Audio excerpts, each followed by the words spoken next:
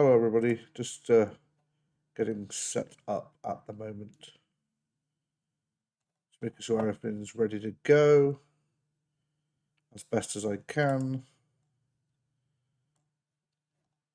Just try to grab the link if I can find that. That'd be incredibly helpful. Copy that. Okay, so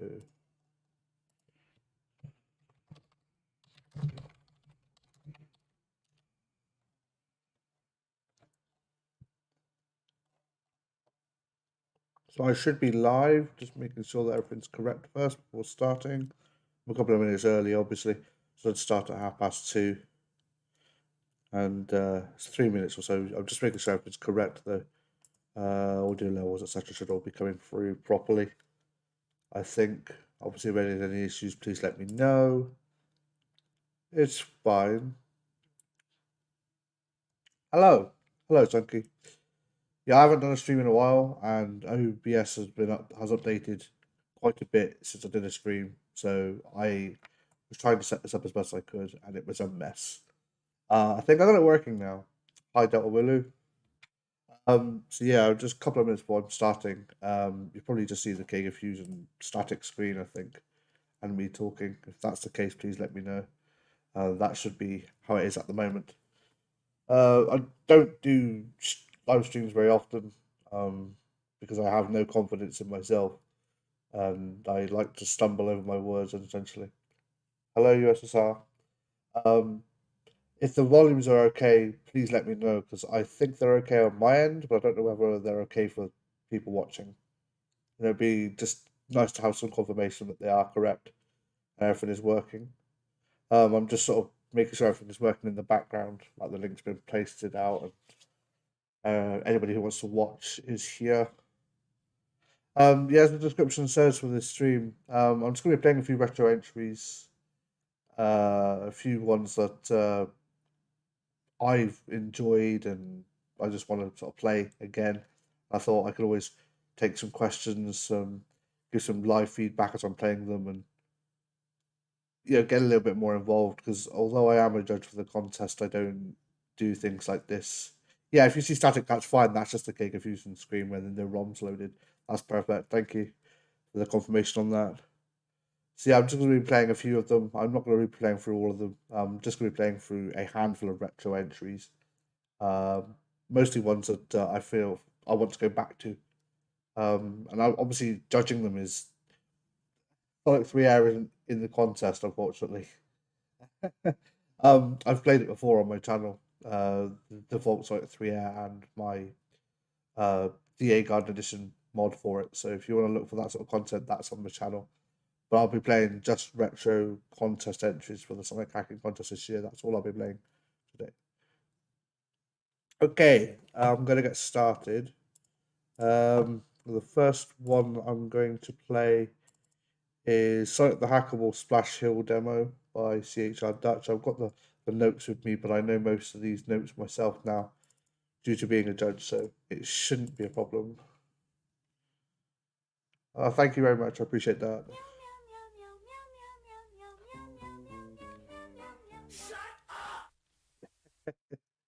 I love that little nod to the original Sonic 4's music. So yeah, this is Sonic the Hackable by CHR Dutch. If the game's audio is too loud, please let me know, but I think it should be. You'll be able to hear it, but also hear me over it, which is the intention. Okay, so here we go. So I quite enjoy this entry. I don't like Sonic 4 at all in the slightest, which is funny.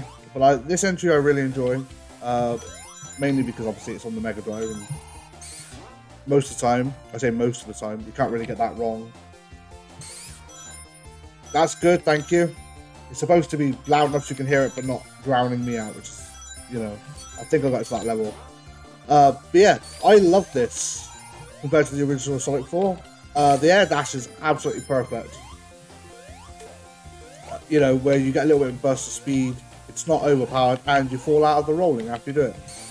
It's such a small thing that sort of makes that action so much better without feeling overpowered.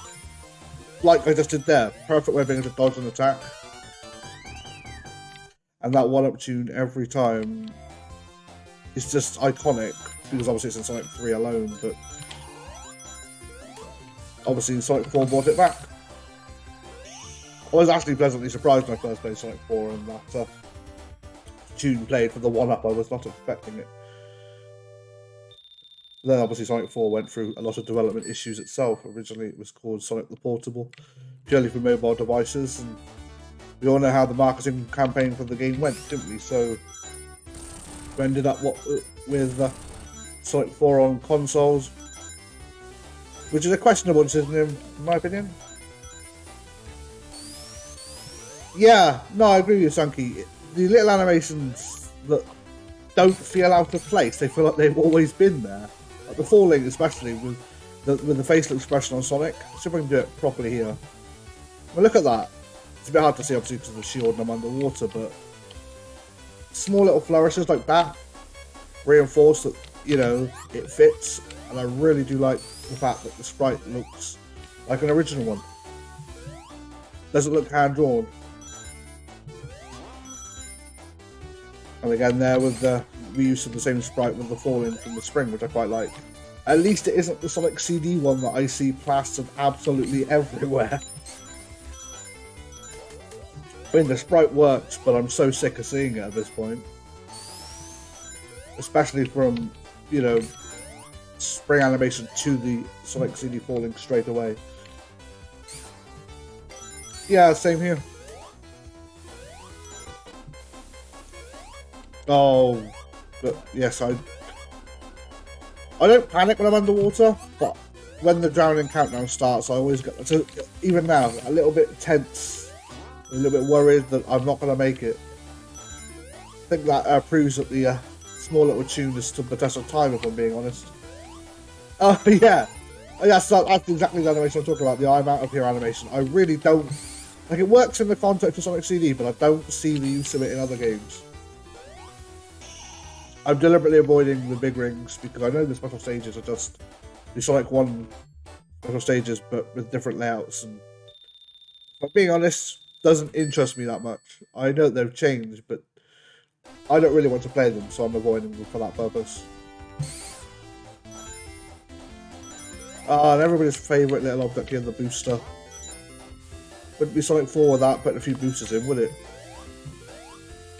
The thing is, boosters get like a bad rep, especially because of Sonic 4's overuse of them. But in general, speed boosters can work rather well. And when you have the ones in Chemical Plant, in Wing Fortress, Flying Battery, you know, those sort of boosters, in my opinion, work rather well. They sort of complement the level design. But when you're forcing them into every stage, which is what Sonic 4 did, it just feels then like an overuse of the same thing. And again, it's especially the way they're used. I've been playing Sonic for a very long time. Since 1991, so, you know, 30 years of me playing Sonic games. That was my fault. Yeah, the new ones do look quite nice. I've seen the Sonic 2 ones used everywhere, usually without the machine they're connected to, so it's just the animated object. And obviously it works, but it just looks a little bit off. Whereas the ones in here, they look a little bit more built for the purpose.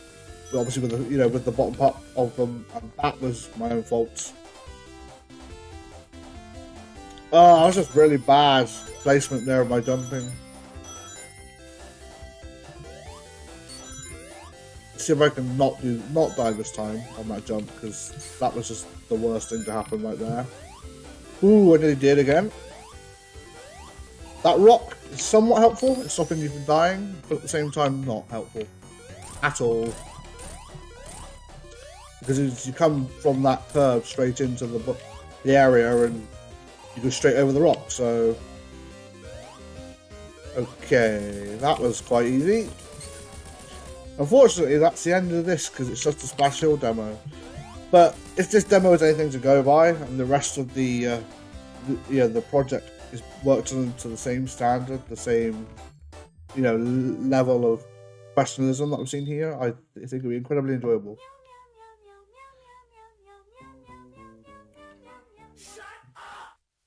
So yeah, that's the end of that. Unfortunately, I'm going to be playing something else now. I'm just going through the list really, sort of picking out ones that sort of stand out to me.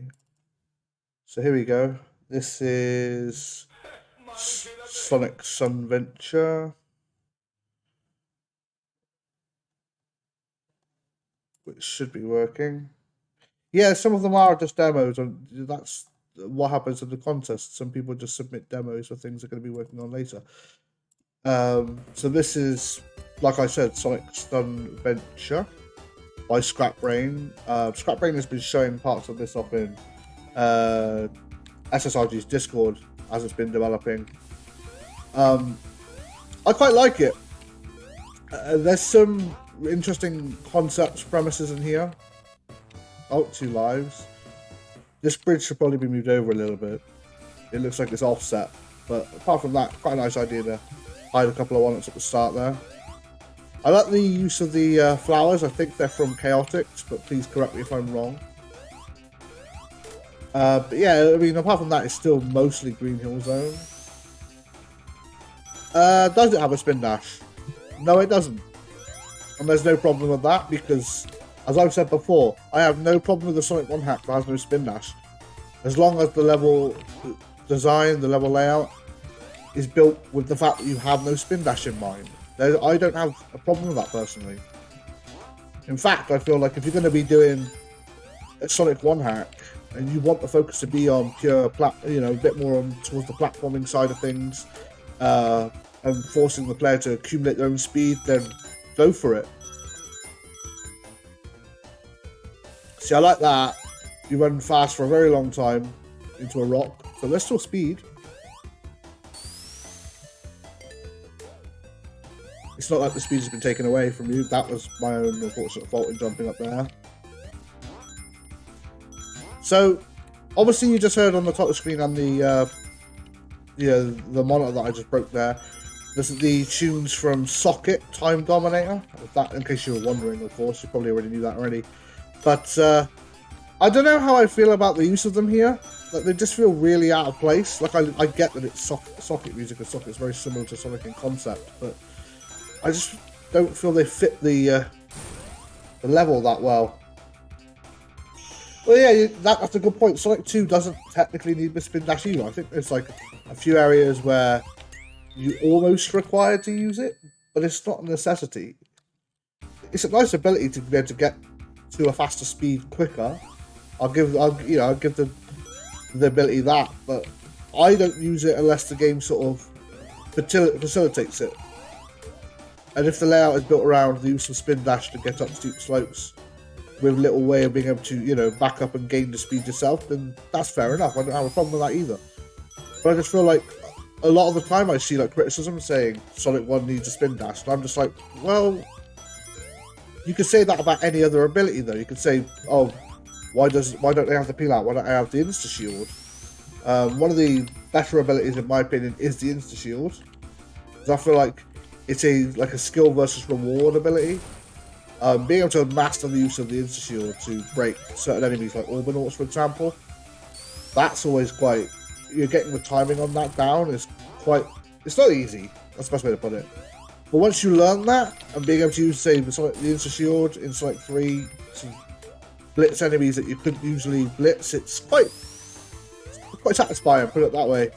And there's a lot of obstacles that you can use insta shield to sort of get past. And obviously, Sonic 3 was built around that ability.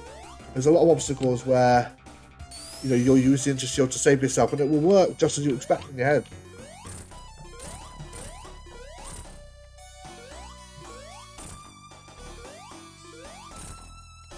Yeah, I mean Delta really makes a very good point there as well. A lot of people put spin dash into Sonic 1 as an ability, and obviously, like he says, the Sonic 1 levels were not built with the idea of a spin dash in mind. I mean, obviously, it's nice to have it, but I don't feel that the levels even, there's not much use of the spin dash in those levels because they weren't built around it. There's also a lot of issues involved in actually having the spin dash there too. Anyway, I'm not going to go into too much more detail because obviously I could sit there for hours and talk about that sort of concept of how level layouts should be developed around the abilities the character has, and obviously a lot of hacks like to put in character abilities without considering the fact their usage in the layouts that they're going to be used in. So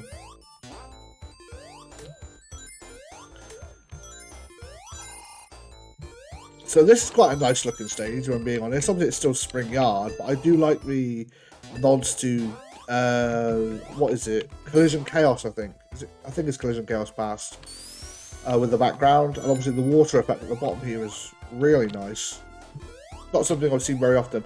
It reminds me of one of the options in Sonic 1 Blastless, where you can change the rendering lines, I think it's to every other line. It's quite a nice effect. It probably would look better on an actual Mega Drive through an RF cable, where you have the dithering effect that intentionally makes it look somewhat see-through. Yeah, I did see the special spin dance hack a while ago, actually. I played it and I thought, as a small little, joke hack that you could play for a little while, it was quite funny, but I don't see the practicality in it being anything bigger than that. And I've just noticed the camera's locked here, which is really odd. I don't quite know. Oh, okay. I was wondering for a second what happened, and then realised that was at the end of the level. Yeah, I don't think the original does that. I think it's one chunk along further, so that doesn't happen. So this level is really nice to look at. There's an interesting mismatch of different art styles here, but they actually work rather well and they complement each other. With with the ruins and the metal that's sort of ingrained into the same level. I really like this, and it's not something that you see very often.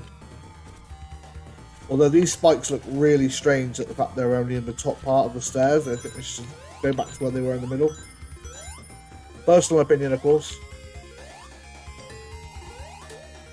The music being from obviously Sonic 3D isn't a bad choice. It does kind of fit the level rather well, actually. Not too sure whether that's going to be the way it's going to be kept, though. That would be up to Scrap Brain, obviously. Yeah, the integration of some of Scrap Brain's mechanics into Marble works rather well, I feel, and it's you can sort of do a lot with it, with the buzzsaws, the electric, or I don't know what do you call them. Let's say electrical pylons, but that's not really right, is it? Have that one up.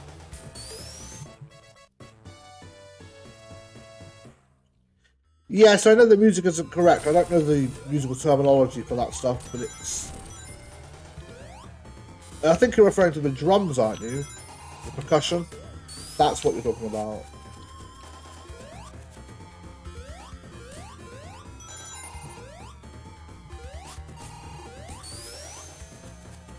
But yeah, as I said, the combination of different level mechanics into one zone is something that's obviously been attempted before, but this does a really good job of sort of mixing the two together. And not a lot of it sort of feels out of place either. These spikes, by the way, I hate them. And I wrote about this in my evaluation. Yeah, I think they are the cheapest thing ever when I first played this level, because I couldn't see them. And obviously I ran into them like 3 or 4 times. I was just getting really frustrated with them.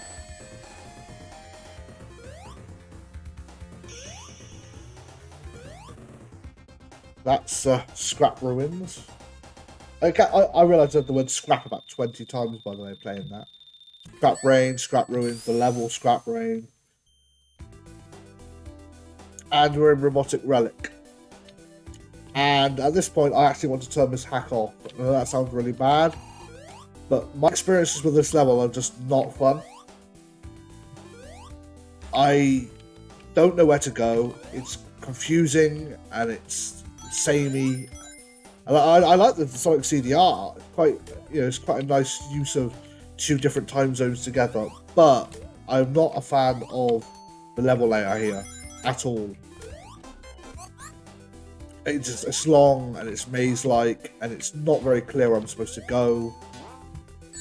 And the problem is, in my opinion, the one thing that you want to be focuses on is ensuring the player's having fun. And up until this point, for every the other three acts, 3 or 4 acts that I've played, I've had fun with them. At this point, I'm no longer having fun. Also, I'm balancing here, so I presume there's some issue with the collision on the floor here, or there's an object on this floor. Either way, I should probably look at that. Yeah, I don't know whether this act is actually unfinished or not. I don't know whether that is the case, but it does feel like it was thrown together and then obviously made a level that you would play. Grab that, thank you. Without consideration of the fact that it has a different style of level layout to the others. That's what I want to sort of address here.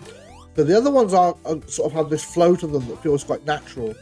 There's some speed sections, some platforming sections. I don't feel like I'm stuck in any way. Whereas this one just feels, like I said, very tiresome to play. Okay.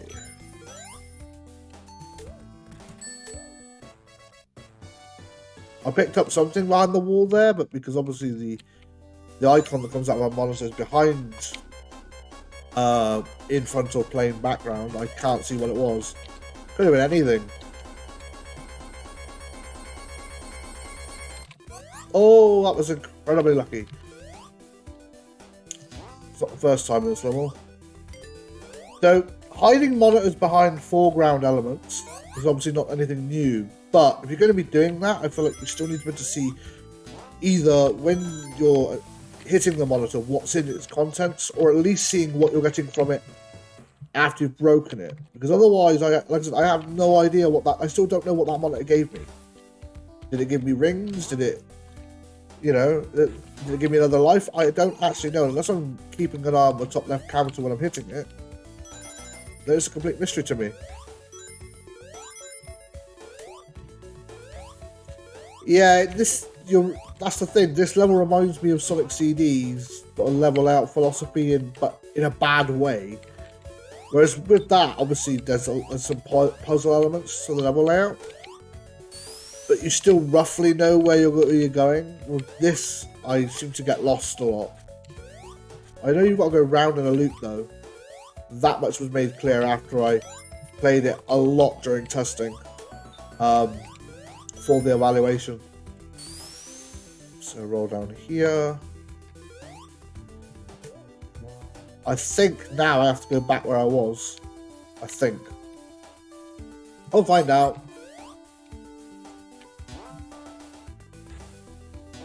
Okay, so that's locked off, so I have to go this way then.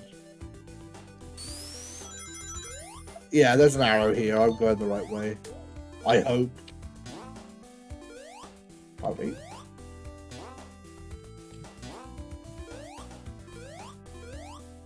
Yeah, that's it. I think it's here.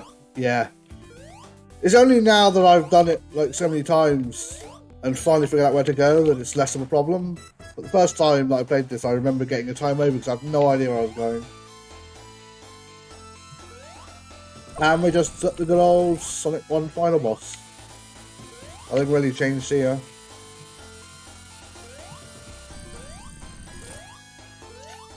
I mean, I've got the same problem with my hack, to be fair. It's been the Sonic 1 final boss since the, since obviously I started working on it years ago, and hasn't changed. Unfortunately, coding bosses is a bit out of my skill level. Well, coding objects in general, to be fair. And that's the thing, as somebody who mostly focuses on level layout and design, that's like my key area, my focus when it comes to other ROM hacks as well, and the critique I hand out. It's all very good of me giving critique for, say, things like music and stuff, and that's obviously going to be my own opinion, but when it comes to, sort of me being able to talk based on examples I have, it probably comes down to level layout and design, and me telling people what I think does and doesn't work, and obviously having a bunch of projects to sort of back up that opinion. So that's Sonic Sunventure. Like I said, apart from that final zone, quite a good, enjoyable little experience. And I think we're gonna move on to something else now. Let's have a look what we could pop in. Yeah, I'm gonna play Sonic the Hedgehog Ancient. Oh no, I did play that, didn't I? No, I didn't. I can't remember. I don't think I did play this. As I said, I have played all of these, but it's sort of remembering what I haven't played. Because I played a lot of them back to back for the last couple of weeks. So this is the one that has really nice artwork. I remember that though. See, look at that. That is a very nice to look at title screen. And here's Ancient Forest Zone 1. I'm not too sure about the expo entries. I haven't downloaded them, so I don't have them on my computer. As a judge, my focus purely was on the contest entries, judging them, evaluating them. So obviously, what I have available on this computer at the moment is just the contest entries. Probably not going to be playing the expo entries, but I have played some of them, obviously as part of the process of being a judge for the contest. Probably not today though. Like I said, I won't be getting to them today. My apologies though. The main reason though is also because due to a lack of time. Trying to get evaluations and my votes in as a judge has sort of taken up most of my spare time the last couple of weeks. So for the last few days where I managed to get things completed a little bit earlier than I was expecting, and I've managed to be able to get back on complete some of the other things that I've had to work on.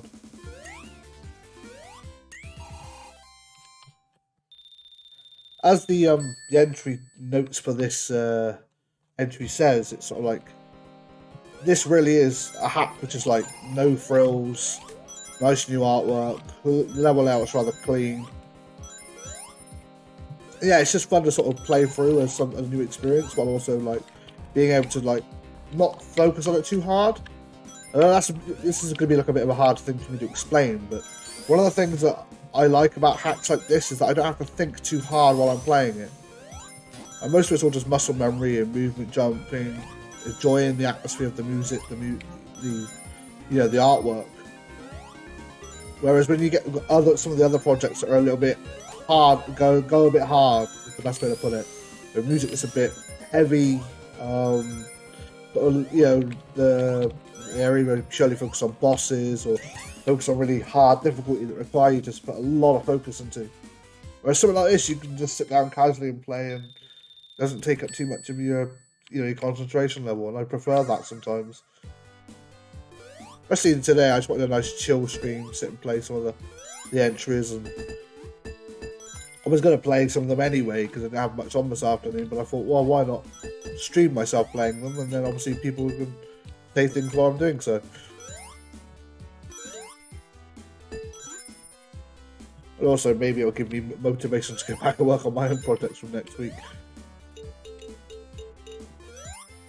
Not that I'm lacking motivation most of the time, but it's just every now and again I do wonder whether or not I'm actually ever going to release anything new at this point. Because I've worked on many projects over the years, team projects, solo projects, but it's the solo projects that I work on myself. I've released. I have three big ones now, I'd say. For one Sonic 1, Sonic 2, and Sonic 3 Knuckles. And going back to those games again, it's obviously there's way more potential still there, but I just feel like I just wonder sometimes whether it'd be worth me going back, whether I can still bring anything new to the table. I've missed that swinging platform 4 times now. Right. This is annoying. There you go. Talking about casual, calm layout, and I get stuck trying to miss the swinging platform 4 times. My fault, of course.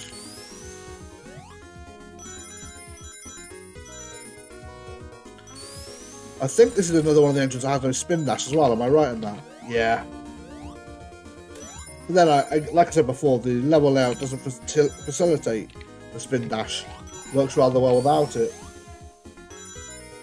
Obviously, it does seem to include everybody's favourite move this year, which is the air roll. Press a jump button in the air and you're going into a roll.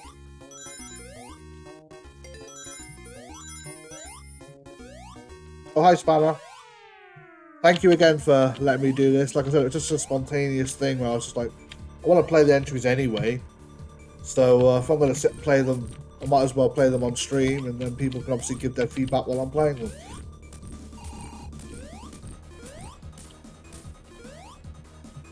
If I remember correctly, he comes down on the side, doesn't he? Yeah. This is also one of the really cool boss. I quite like it.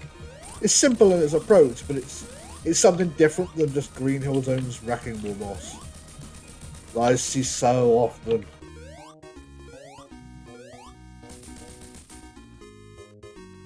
Yeah, exactly.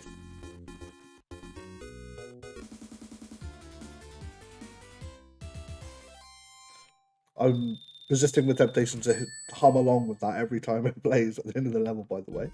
Which is actually a good sign, because it means that I'm enjoying it. So this level is quite clever. I like the integration of, the machines and the, the greenery, the foliage in the background. It's quite a clever, sort of level trope. And some of the gimmicks as well in this are rather clever, like the swinging platform that sort of catapults. So I love that object. It was really clever. Yeah, it's not the first time we've seen that. That's true, though. I think if you sort of just polished up the spike art a little bit, then it would look a little bit more presentable. I think that'd be the only thing you really need to do for that boss, because it's functional and it works. And as a first boss, it's challenging, but not like overly challenging, which is what I quite like. And the difficulty sort of fits the first level, I think. Yeah, with a bit of a predictable pattern, and then the chance to attack him. Although obviously you can just cheese the 4 hits on either side. One of the things that annoys me, by the way, on this bit I'm doing here, is these new platforms that you jump on, and they sort of shift you, but you lose all momentum when you hit them. So you get into this habit of, when you start approaching them, you see 3 or 4 of them in a row, you'll then jump on them knowing that your momentum is going to get cut. And then it starts doing them later on, where it has those platforms that then move into the normal ones that do preserve your momentum. And the shift between the two types of platforms is so jarring. It just feels a bit strange to me. No, I missed that. Let's try it again. There you go. Oh, caterpillars. They're really janky hitboxes.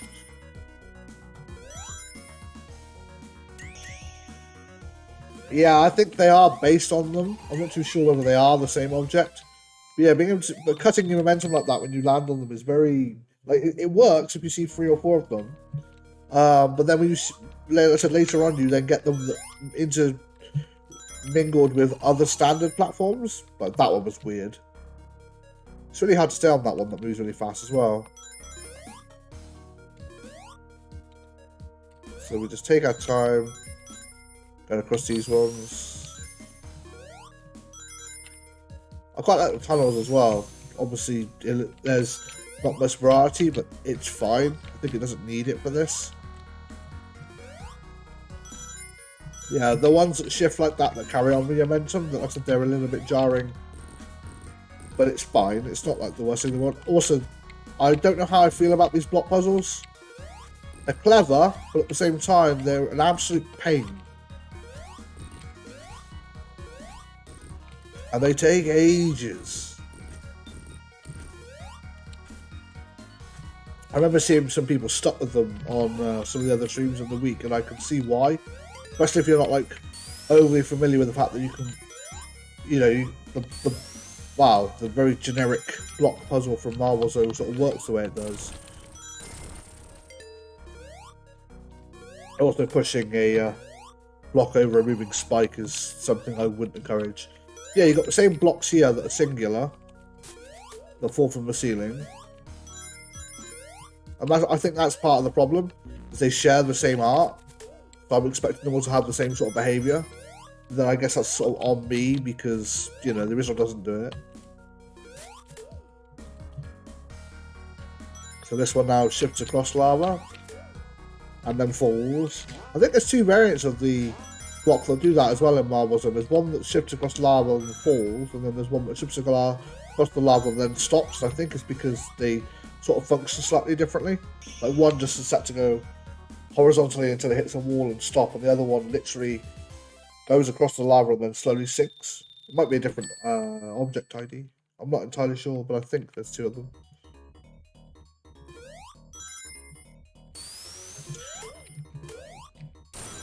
Now we're in Act 3, where the music sort of changes, takes a bit more of a slightly different approach.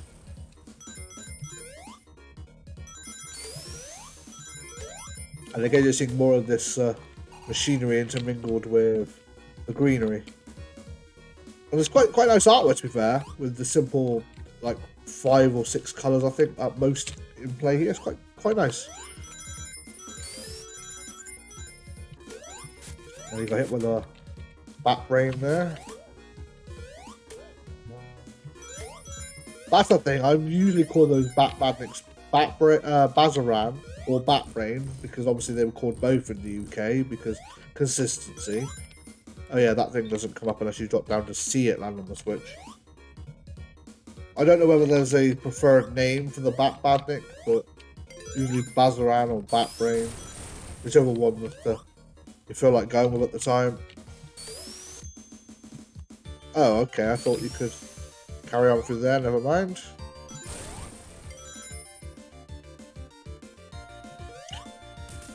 And there's the end of the level. I think in the notes it says something about the egg capsules looking a bit broken when you approach them, but that's actually expected given the fact that it's unloaded all the object art for the level to load in the egg capsules, which kind of makes sense. Obviously when you have no boss, there's no time for it to slow the camera scrolling down to hide that, so.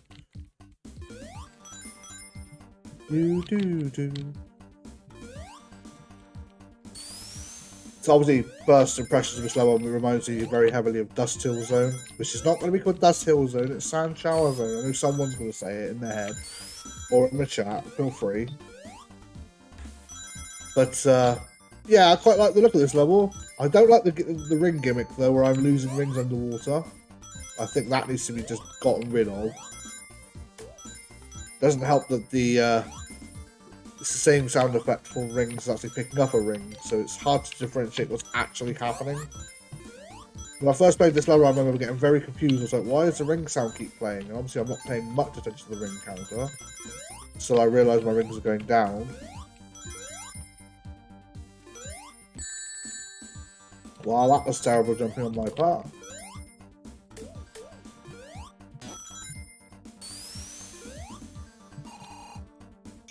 And unfortunately, that's already done. I think there's 2 more acts of this. So I think that's the end of this.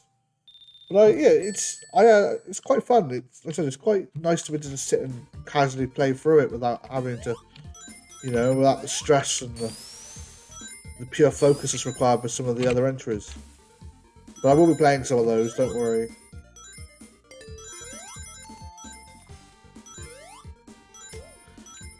Okay, I think I see a level zip here you could probably do if I was... I really shouldn't be doing stuff like this, but I'll do it anyway if I can get it done. Yeah, I was trying to level zip, just because I could. But I kind of only did half of it.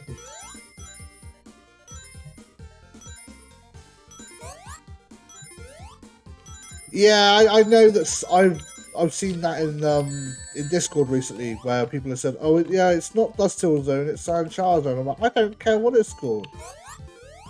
The name Dust Hill Zone was used to represent that desert level for ages. And I don't care about whatever apparently the prototype map or whatever calls it. I don't care too much about that. All I know is it's just the desert level in my head.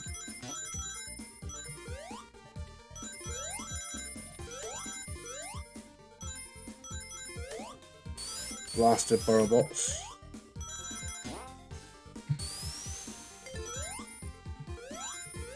Oh, okay. I didn't actually realise there was a door. I just carried on running usually and just managed to progress without realising that those switches actually did open doors. These very small moving platforms. Quite tricky to sort of land on unless you know what you're doing.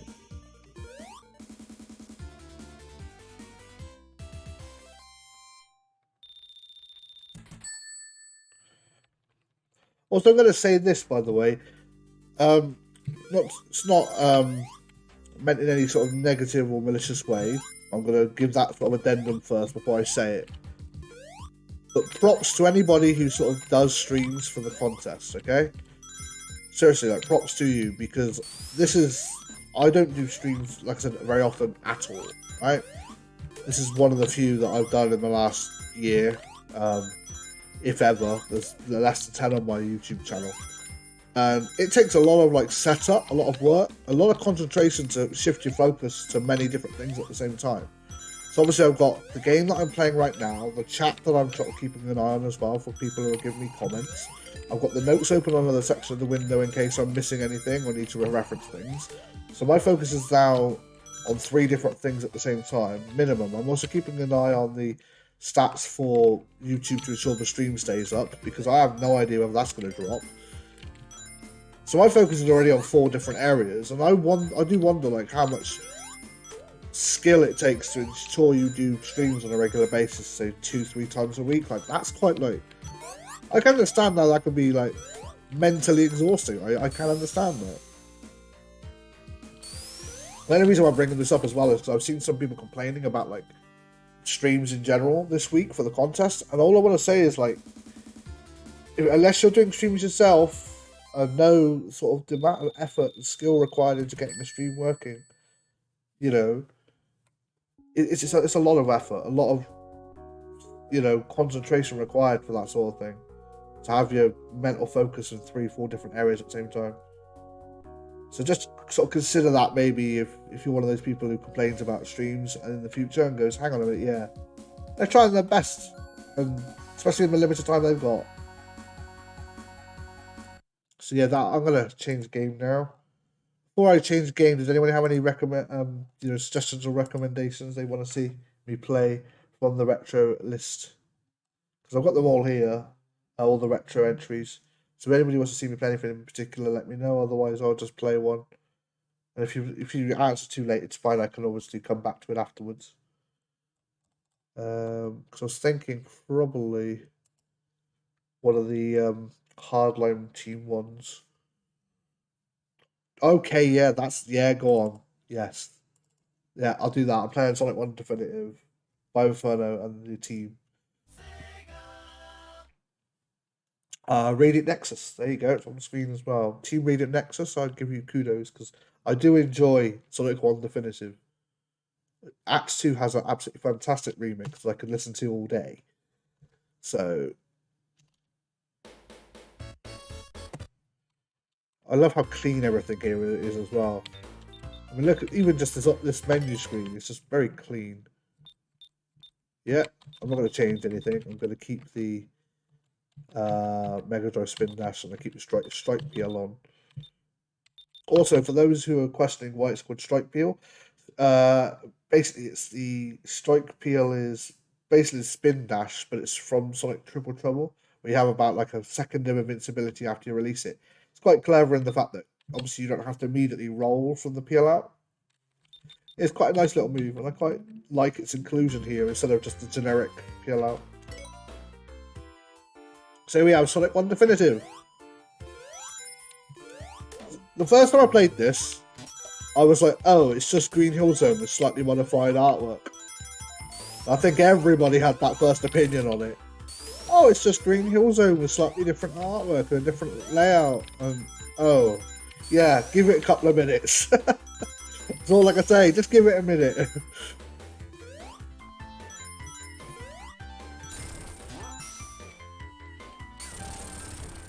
Okay, I know where a lot of these big rings are. The only reason why I'm going to do them is because I quite like this. I'm going to do the first one anyway, because the first one's pretty clever. It has elements of the prototype special stage in it that mixed in with the final stage. I think that's really clever. Okay. No, don't. There we go. I was worried for a second there, they weren't going to close.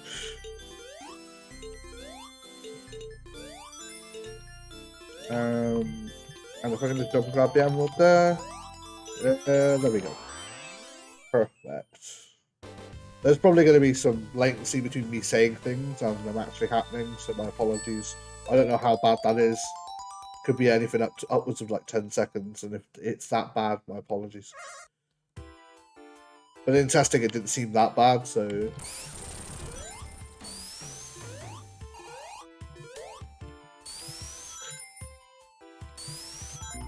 Oh, I missed the spring. It's my fault. I was way too careless on that. So yeah, Sonic 1 Definitive. Like I said, this was quite a surprise. I wasn't expecting this hack to obviously a hack like this to be in the contest. Like obviously, you know, when the entries were coming through and I was looking at them and I saw the title Sonic 1 Definitive, I thought, oh, you know, and obviously, like I said, when I started playing it, oh, it's just Green Hill Zone. Yeah, and then it sort of started to slowly, quickly change that opinion. You know, slowly change that opinion, but very quickly once it started to do that. So hang on a minute, there's more to this than I originally first thought. There you go, the strike feel. And you can. I've also done like a few attempts at speedrunning Act 1 and Act 2 of this. You can get some ridiculously fast times if you sort of know the layout. But if you don't, you're still taking a good 2-3 minutes to do each act. And that to me is like, that's what I want to see. I want to see layouts that are that long, that complex. Obviously, this is me talking from, you know, my preference of enjoying level layouts as opposed to some of the other elements. But I'm not saying that anything the other elements in this hack bring anything down, because they don't. It's quite the opposite. The music is, you know, is brilliant. The little artwork nods are perfect. And the other thing to remember as well, this is Definitive Edition. It's in the title. Like the whole point is to make Sonic 1, but bigger, flashier, you know, but still retain what makes Sonic 1, wow, Sonic 1. And I think they did a really good job of that. Oh, also the nods to the unused music here is so cool. Oh, I'm sorry, you don't get to attack me today.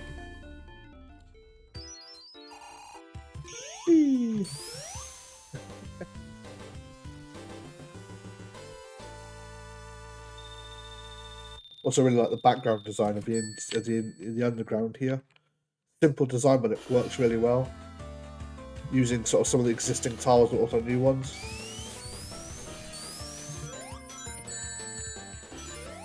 Seriously, well, seriously.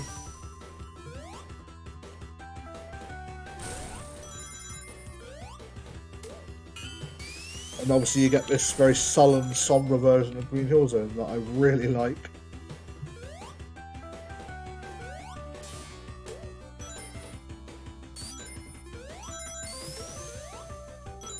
The thing that I'm really excited for, to be fair, is the fact that if this is Green Hill Zone and this is the level of quality the music is right now, and this project is continued and worked on, then what's the rest of the music going to sound like? Because I really like this track, and I also really like Bridge Zone's track. I think it's taken an existing track and sort of, you know, remix it in such a way that's still incredibly pleasant to listen to, but has its own little flourishes that make it its own track.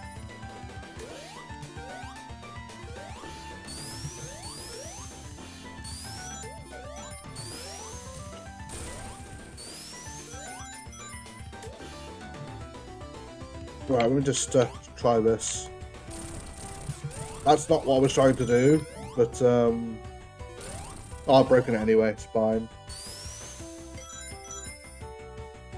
Oh yeah, so I should also show the special stage at some, the bonus stage at some point, sorry, because I haven't shown that. Did I hit that monitor from underneath the rock and knock it down? I thought I did, but apparently it was, I might have just seen something that wasn't there. That's me.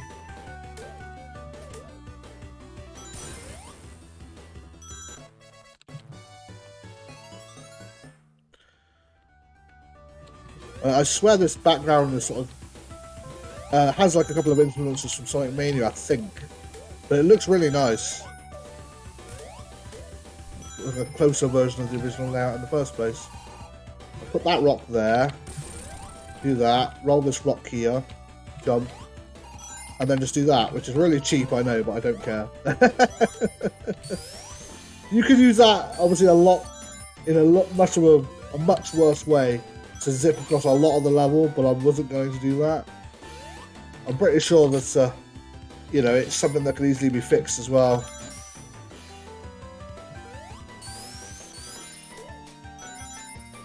Yeah, and this side as well, Seawing Green Hill, which is obviously where I've just almost finished.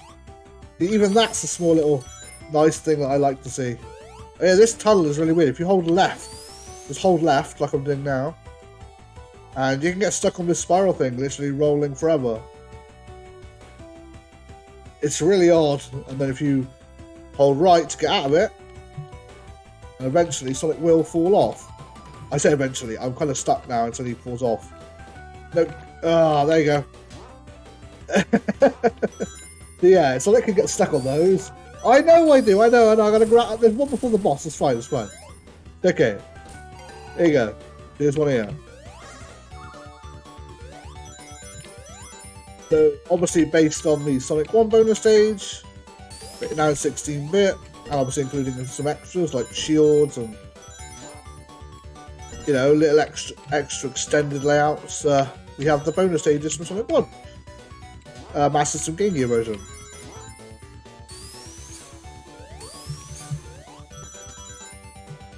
I know the stars are slightly stretched in the background. I think they would look a little bit better if they weren't stretched like that. But obviously that's due to the, I think, due to the interpretation of how they look like in the original Master System and Game Gear versions, into 16-bit. But apart from that, I really like the background. Clever use of colours. It doesn't look overly repetitive, even though obviously it clearly is.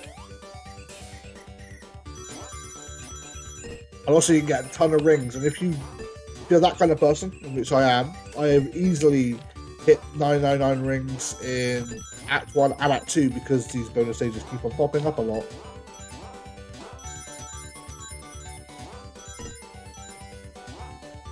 So I can grab those as well, there you go. And use some of the prototype sort of fading animation there, quite clever.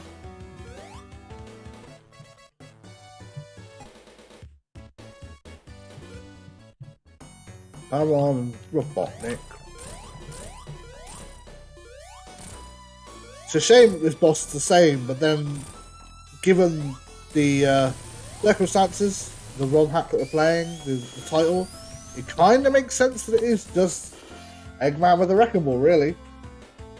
Would be nice if we did something like a pinch mode or something, but then obviously I don't know how you do that without ruining the original feeling of the boss, so it's an interesting one. It's like part of me wants it to be different, at the same time part of me realises it should be the same, really. So on to the absolutely beautiful 16-bit version of Bridge Zone. I love the look of this zone, I really do. And the music is just fantastic remix using the 16-bit channels in such a very clever way. I really do enjoy it. Although my hatred for Yadrins is still strong. God, they're annoying. I don't care that they're called Spike, I've always wanted to be Yadrin because, well, that's just me. And obviously Splats is now in this level. And he's mostly fine, apart from the fact that he likes to jump out of bushes with a very little notice. And he's also really loud. Because his bouncing sound effect is incredibly loud. Like I can hear it now, I don't know where he is. It's like he's trying to get the attention for the years that he wasn't actually in the game. That's the way I look at it. It's like, hey, look at me, I'm here. I don't know how I ran into him there. I thought I was rolling, but apparently not.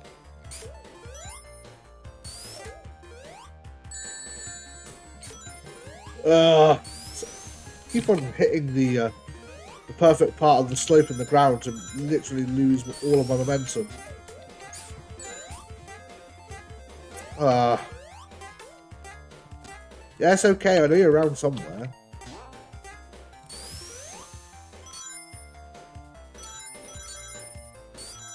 That's pretty cool. The back and forth slopes, I quite like that.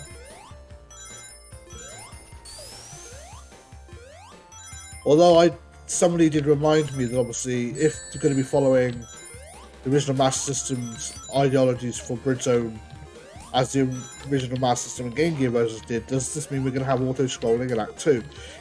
I really hope we don't, but then again, I do wonder how you'd even approach it in any other way, so that's going to be interesting to see in the future.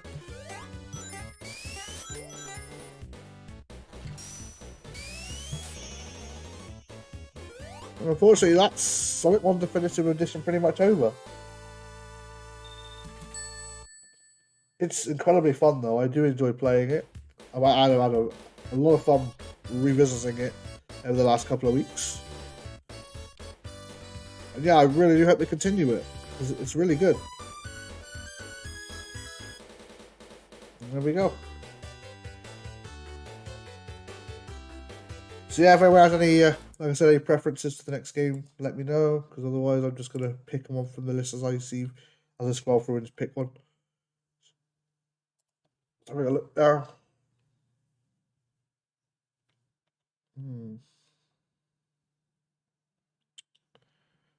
Let's have a look.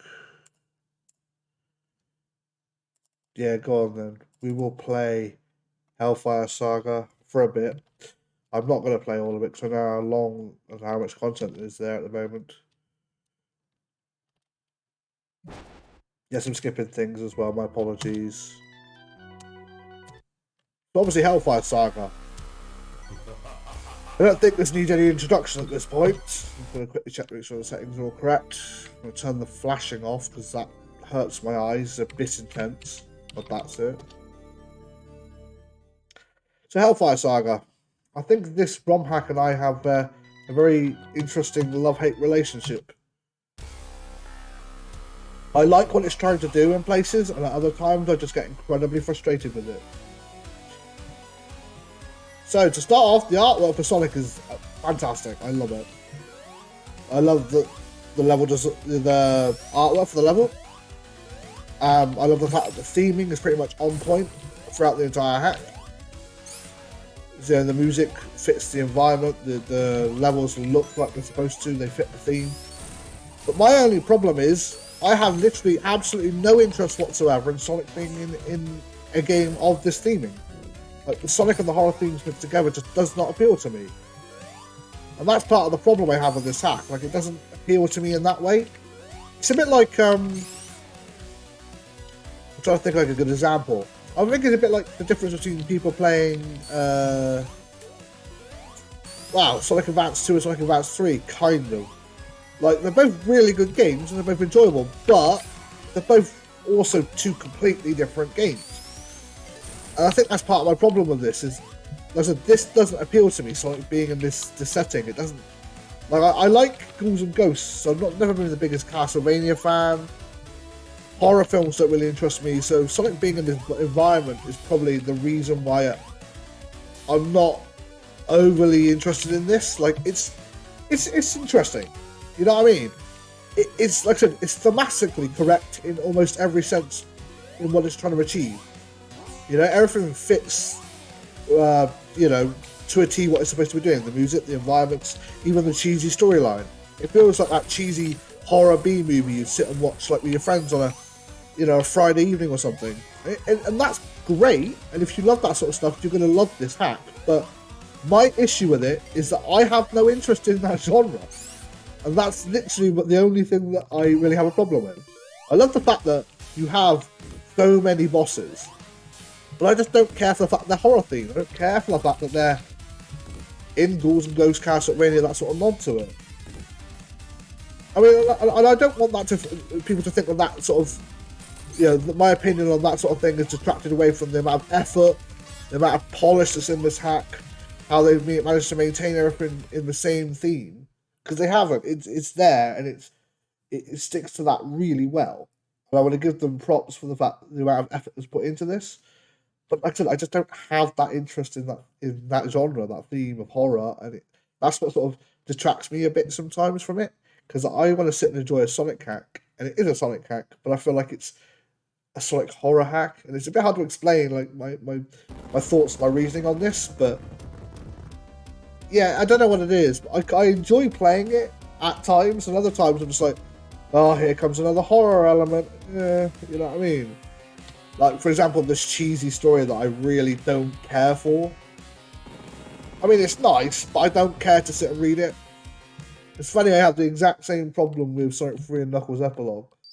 The cheesy, drawn-out, text-based storyline that I just feel doesn't have a place in Retro Sonic. I don't want to sit and read through two slow-scrolling screens or a bunch of text and text boxes on top of the screen. I just want to sit and play Sonic. That's my main problem with this. The other problem, and yes, I have two, and I apologize, and I know people are probably going to get annoyed with me on that, but I'd rather say it now, while I'm playing it, is the inconsistency with the difficulty in this game. And allow me to sort of elaborate on that a little bit. So you have different difficulty levels, right? And that obviously changes how many hit points the boss has, how much damage you take, your health, and that sort of thing. But my issue with that is it doesn't affix the core issue with the way some of these bosses operate. I'm just going to loop, haven't I? So what I mean by that is you'll find some of the bosses have like attacks that are literally almost split second perfect to dodge, even on the assist difficulty. And yes, your health goes back, but it doesn't fix the issue of the bosses feeling like you can't react quick enough to their attacks. Like, for example, this pig boss, right? No issue with it whatsoever, apart from the fact that there's no indication of when you're going to stop and spit fireballs out. None whatsoever. You sort of get like a timing for it over time. Like, you know that he's going to be running for X amount of time and then he'll just immediately stop and do the fireball. But some of the bosses do this in such a way that you have no time to react. And I just feel like the assist difficulty doesn't fix that. And I don't want to play on assist difficulty. I want to play on, like, for example, the normal difficulty at the lowest difficulty. Anything like lower than that, I just feel like, well, there's no point in even playing it.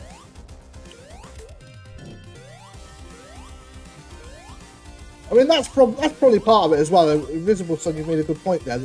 Maybe if it wasn't Sonic, if it was a different character entirely, it would fit thematically a little bit better. And I know, obviously, like, it's a bit of a nitpicky thing to be sort of bringing up, but it's the one thing that is always in the back of my mind playing this. That I'm playing a Sonic in a horror setting that just doesn't feel right to me. Again, it doesn't take away from the level of polish, the craftsmanship, the amount of effort put into this. But I just feel like something's just slightly off every time I'm playing it. It didn't help that in the earlier versions, the other characters you encounter, like cutscenes and stuff, were really cheesy sort of redrawn versions of like Rouge and Amy and stuff. Yeah, I'm really badly failing against this. I think I died, see, because my timing was terrible. Yeah, it's fine.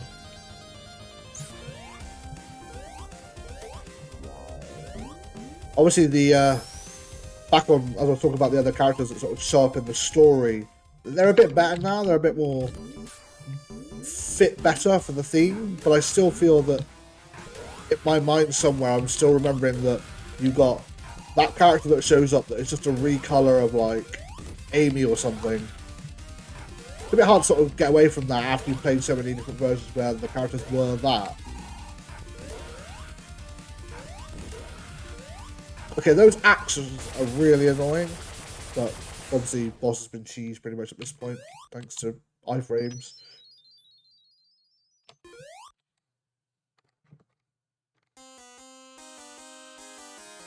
I know I'm probably just complaining. This is what I'm doing when I'm playing this, and I do apologise. Like I said, I do enjoy it. It's just in the back of my mind somewhere, I'm always being reminded of the little issues I have that sort of niggle away at you.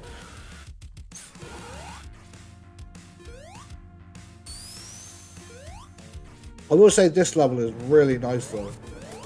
The gimmick of the layout changing and you being like informed of that by the thunderstorm, that's really clever.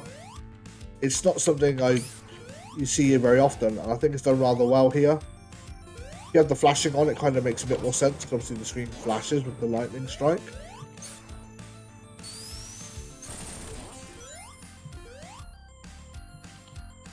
Obviously the very faint rain effect actually works rather well here.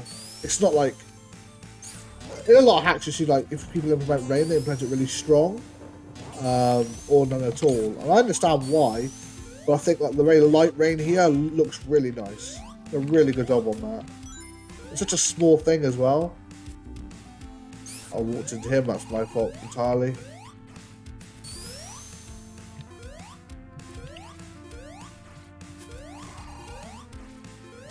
The other thing that I'm also aware of with this hack, and obviously Sonic 3 and Knuckles Epilogue, they've both done by Hardline team. And as much as I would love to see them continued, and I know this is obviously going to be continued, because obviously I think it says at the end of the of this that they expect to get the final version released at some point in this year. I think it said. I'm not. If I'm wrong about that, obviously correct me. But I'm pretty sure it says something like that. So it's on the cards for this one to be finished, which is quite nice. But somebody else said it in one of the other streams in the week, and I'm inclined to agree with them that annoyingly, a lot of the projects that come from Hardline team have a tendency to be started but never continued on, and it's a shame because I've seen a lot of those sort of projects from the same sort of team come and go. And I would love to see one of them finished, and if this is one of the first ones, then that would be great, because obviously that would set like a precedent for the other projects they may be working on.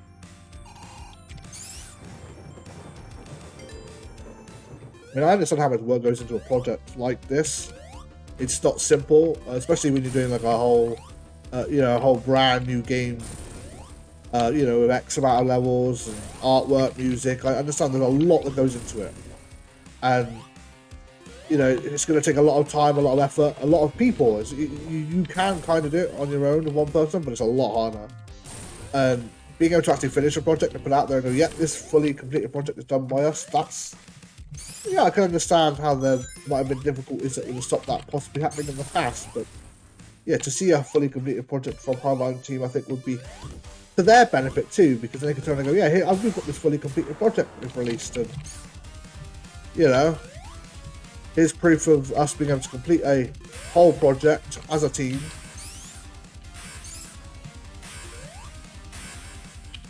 I mean, obviously that doesn't detract from the effort we've been put into both this and Sonic 3 and Knuckles Epilogue, but it's when you go, okay, we release this demo, release this demo, release this demo, and at that point you go, okay, what about finished projects? And they go, well, actually, right? Like I said, I know how long it takes, I know how much effort goes into it. I've released, 3 projects myself that have been fully completed, and I mean, one of them took 6 years, so I am in no place to sort of call anyone out on that whatsoever.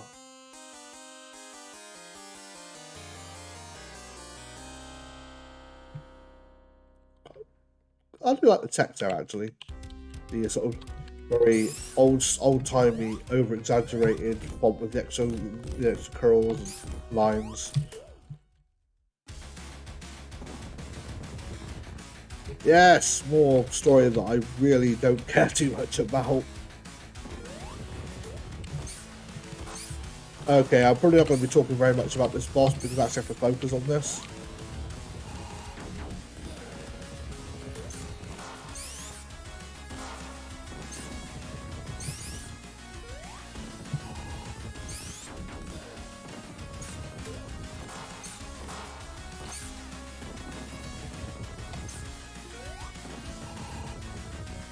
Okay, it's not going too bad right now. Okay, look, she throws fire. No, she doesn't. I think she used to throw fire. She doesn't anymore. Maybe it's on one of the harder difficulties. She used to throw fire. Well, she surrounds herself with fire at least now, so.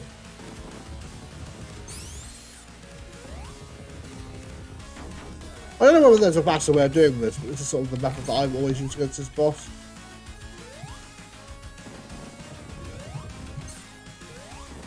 And I think that's Gloam Glows are pretty much done at this point, isn't he? No, he's got maybe 1 or 2 more hits left.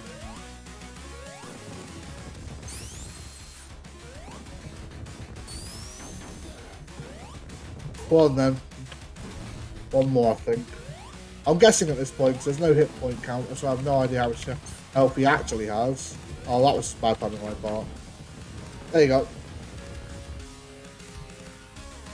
Bone Glows does some complaining, Sonic then complains back.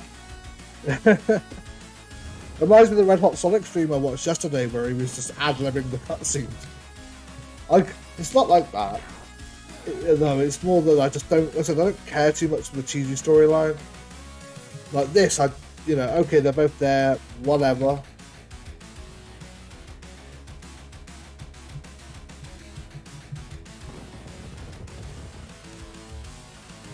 Yeah, I've seen a couple of projects of yours, Invisible Sun, a few of them. And obviously, proof of concepts and things that, haven't been worked on further, but I just feel like it. I don't know the best way to sort of put it without sounding rude, where you release a demo to a contest and it gets well received, but then there's nothing that comes out of it further.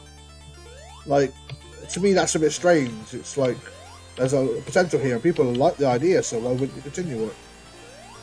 Maybe it's just me. I don't know.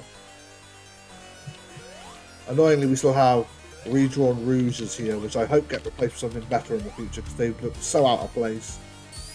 Like, this artwork looks really nice. Sometimes a bit difficult to see what's solid though. Like, I thought this wall here that I'm stood in front of was solid when I first played this, so I had no idea where to go. You want to be very careful about what isn't solid like that.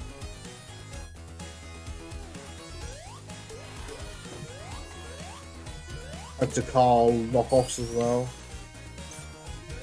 If I remember correctly, there's quite a lot of hidden monitors and shortcuts in this level, Sin City. I think that's what it's called, Sin City. If I remember correctly, I went down one of these holes or something. There's a really cool looking secret. So if I could find it, it might be in Act 2. I can never remember. That was just poor and unintentional on my part. Oh, it's boss time. Okay.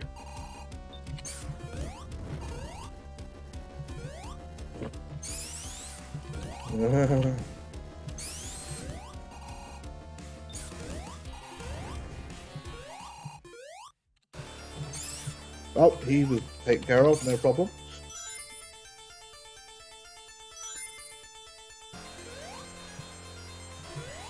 These little neon lights are feel a little bit out of place, if I'm being honest. They're cool, they add a little bit of decoration, but I don't feel they fit very well.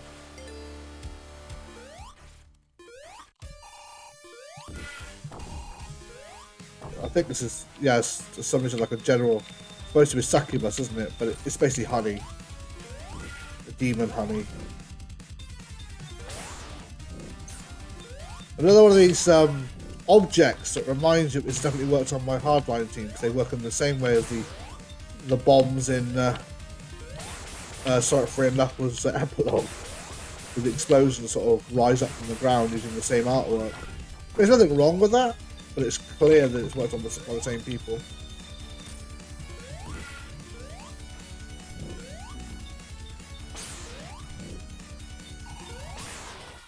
Goodbye. Woo. And that's Act 1 clear.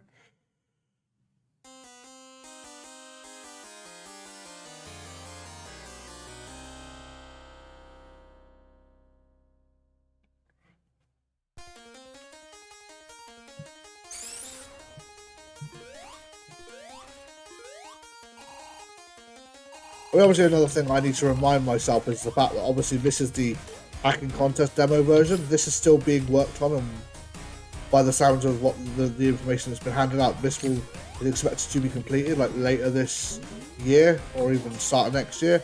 So obviously they might even replace all of the issues that I currently have. They might have changed or resolved at that point. I don't know how to get out of this hand. What? I don't remember getting grabbed by before. Oh, okay. And so all the complaints I have could easily have changed or been resolved by the point of the game being released, in its final form. So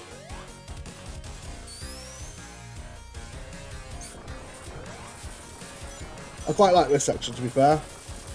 Quite simple, but it's rather clever use of what was already there with new things. I'll just Go over here. At this point with my low health was that hand grabbing me. I kind of need any of the shields I can get, to be fair.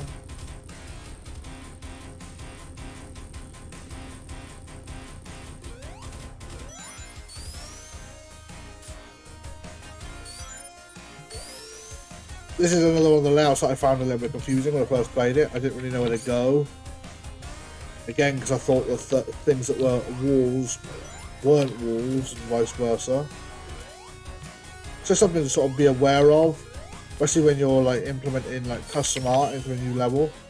Sort of be aware of the fact that you don't want to make it confusing for the player to realise what is and isn't solid. So that's just going to cause problems for them obviously later on. And the last thing you want is people saying, I can't progress because that, you know, I come to a dead end, when actually it's just because something looked solid when it wasn't, or it's just confusing to the player. And that's the last thing you want. And so I'm not going to be playing all of this. I'm probably going to get to the end of this act and then probably change game to something else, because it's just more of this. And as fun as and like I said, it's fun, but it's very, at this point I'm starting to already get a bit, like, it feels a bit tedious now already. Yeah, it's okay. I swear this guy was in Ghouls and Ghosts. I think it was stage 2, a version of him anyway.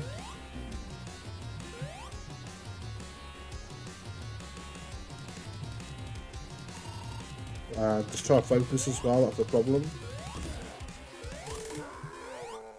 Goodbye. Oh, get out, I'm gonna die. Oh, that was my own fault. I saw the red ring monitors for health on the side, but I completely ignored them and just jumped down.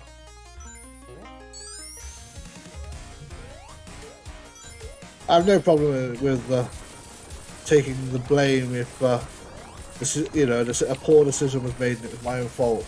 It's the only time I will then complain is if it wasn't my fault, it was something out of my control. And so far, pretty much every mistake that's been made has been my own fault, so I can't complain.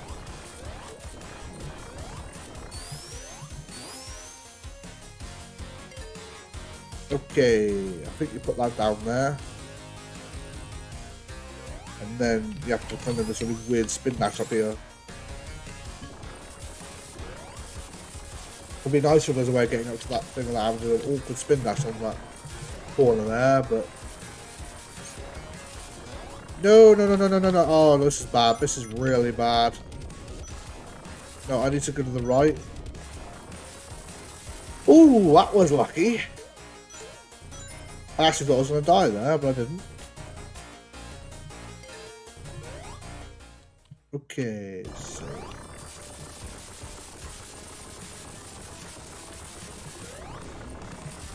That's me trying to be sneaky, and yeah, I paid the price for that, didn't I, really? Oh, well. Right, we'll give this boss a go one more, and then let's just, if we defeat it or we don't, that'll be as far as we're playing on this.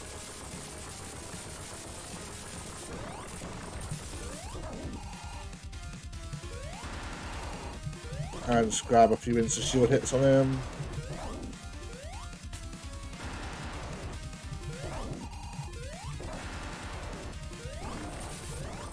No! Oh, I got lucky there, didn't I? Jesus. I thought I was dead. Okay. Fair enough. And now I'm dead there. That'll do for this today, I think. Not the stream, just that. I've had enough of Hellfire Saga. Yeah, he was in a few other games as well, wasn't he? I definitely remember seeing him in the cat in those games, definitely. There was a game where he was the character as well, like the main character, I think. Unless I'm remembering wrong, but I swear there was. Anyway, what we're gonna put on.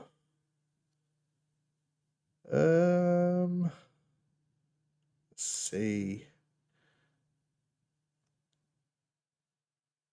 Yeah, let's do that. Okay, let's do that. Cool. So this is Flight 2 Pink Edition by E122 Psy.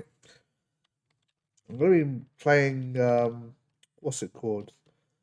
the extra levels. I'll play as big as well because I don't care too much for big, but I quite like the way he's been implemented in both this and obviously big in Sonic 1. So yeah, we'll have a look at Secret Wood Zone. Well, Secret Wood Zone when I'm playing as Big the Cat. So, bouncy flowers, very nice addition, sort of add something new to the level out, which is what you like to see. And a frog. Isn't that Froggy? No, it's just a robot frog, unfortunately. Bye, frog.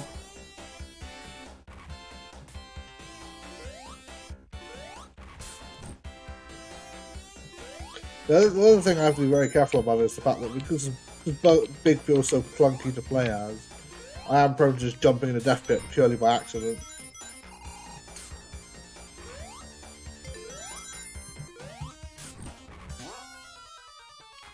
Oh yes, he would, wouldn't he? Yes, I did see that video. I think it was the sort of Ring series videos. No, I can't. I think that's what it's called on YouTube. Where they were doing obviously interviews with other people related to Sonic, and he said that he quite liked the Big the Cat character. And I thought, oh, well, that's fair enough.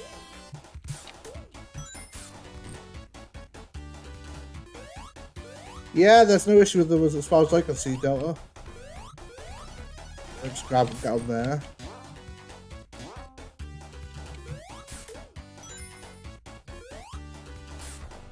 Oh, this jump is quite difficult for Big to get, I think. I think you have to sort of get momentum from the jump in a really awkward way, but you can make it. Careful of the buzzsaws that nearly cut poor Big's head off. There we go.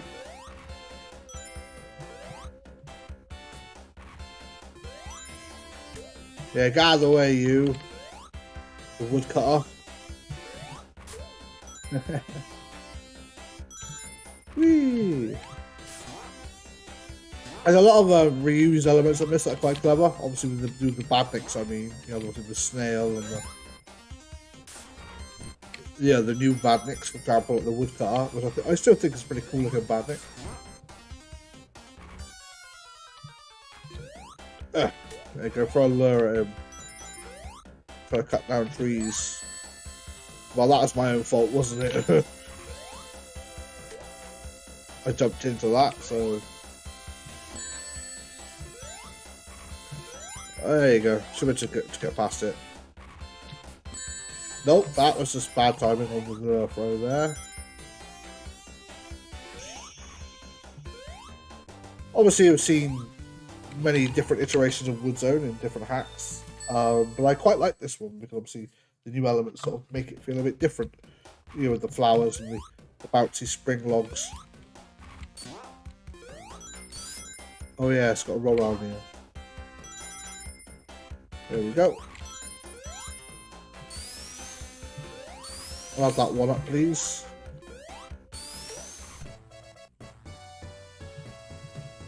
There you go, on the rings.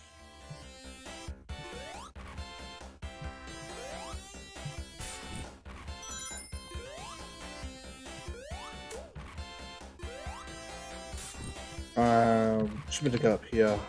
I'm not very much familiar with Act 2. I usually play it with Amy or Cream and take the higher route, so I'm not used to what's down here. Oh dear. That was a bit painful. Okay, should be alright to continue. The thing I'm worried about is I know there's a giant death pit at the bottom of this level of Act 2, and I really don't want to sort of get too close to it. That's okay.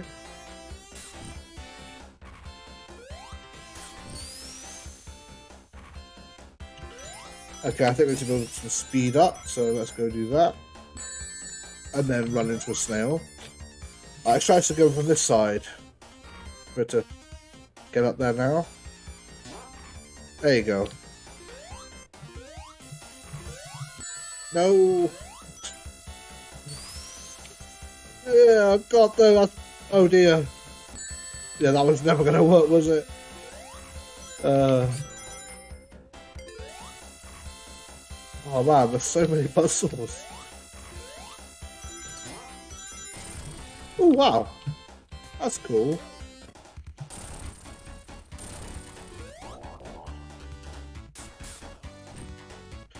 Yeah, the weird thing about using that bouncing sound effect, which is obviously used for the mushrooms, is also in my head I also associate it with the Sonic 3D sound effect that uses sort of 3D object that uses the same sound effect. Obviously they use the same sound engine and they were very liberal with the reuse of sound effects there. Oh, that was terrible. Oh dear. Okay, let's play it a little bit more conservative. We'll go grab a ring first, or 4. I'm gonna try and get up on that log if I can. Nope, I missed it. Okay, we'll just take some damage and go through them because I don't want to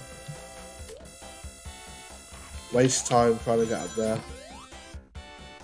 Whoa! Oh. That's a problem. Okay, just don't think about that. Okay, I'm just gonna grab these and then get out of here.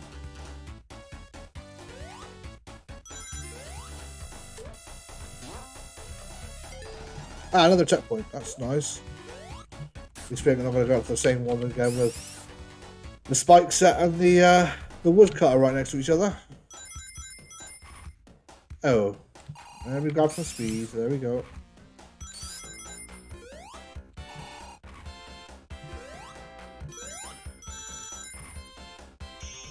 And there we go. That's secret wood zone.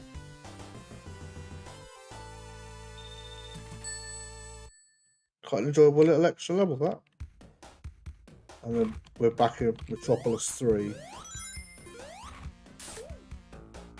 Let's just not play Metropolis 3 because it's Metropolis 3.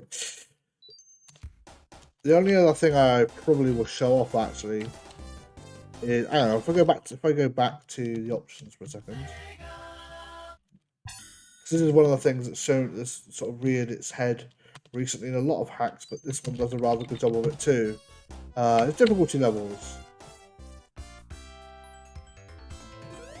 So obviously this is now hard mode of Emerald Hill. Grab a shield, thank you.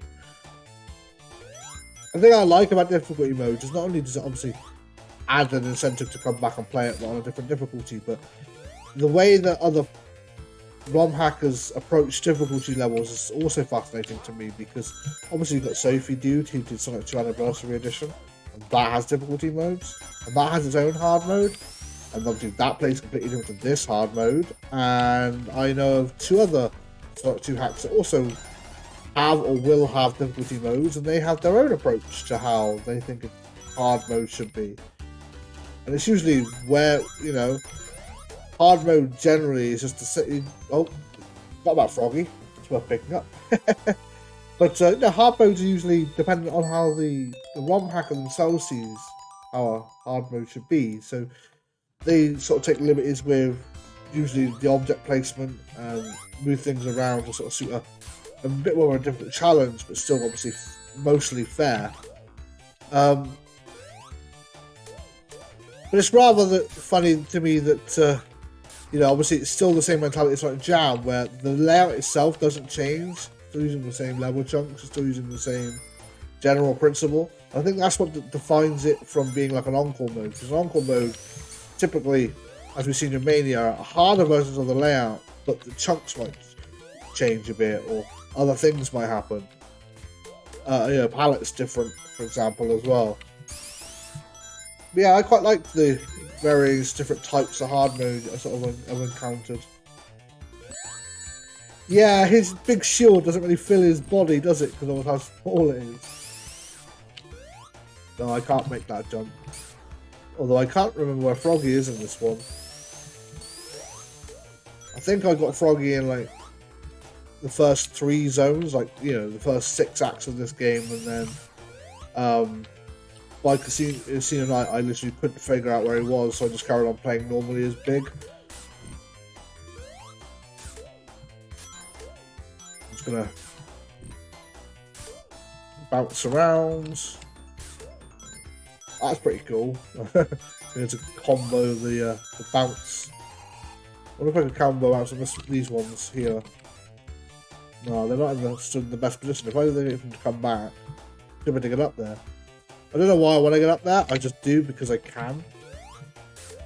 And then, there you go.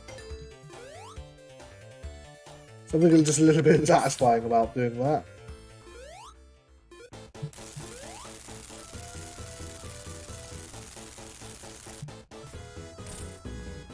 Oh, that did not go well.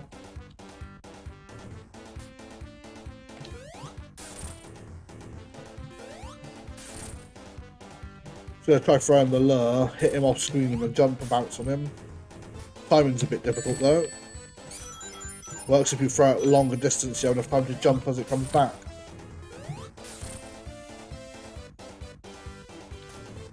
And obviously timing it well. I don't know where your little drill bit went. I think it must have fired as I hit him as he was going off to the left there. I was expecting him to fire when he came to the right, but might have been a bit too late.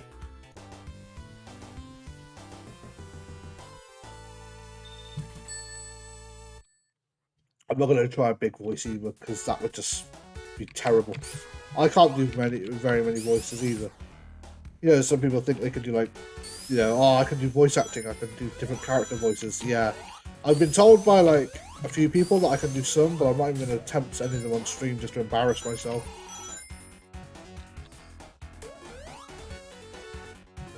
Yes, I love glide bouncing. I love it. It just feels so satisfying to time that jump, you know, against a monitor or a badnik, just to get that extra, you know, that huge amount of extra height.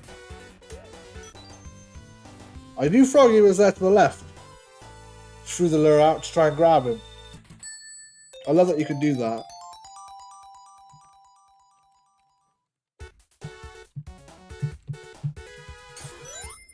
Okay, so I can't remember where Froggy is in Act 2. But if we see him, we'll pick him up, and if we don't, then we finish the level normally, then so be it. But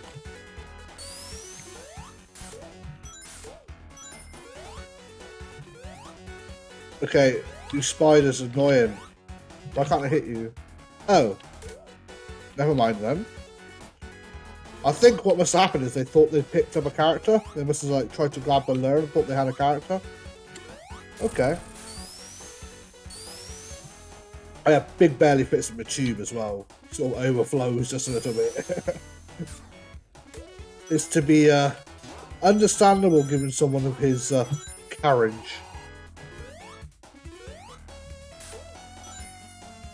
I don't think he's down here. I can't actually remember where he is in Chemical Plant 2. Like I said, I will keep an eye out for him in case I see him somewhere.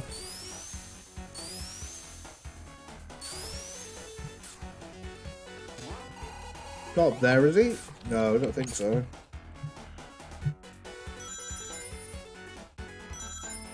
Okay. If we stay low, we'll probably find him, I expect. There you go.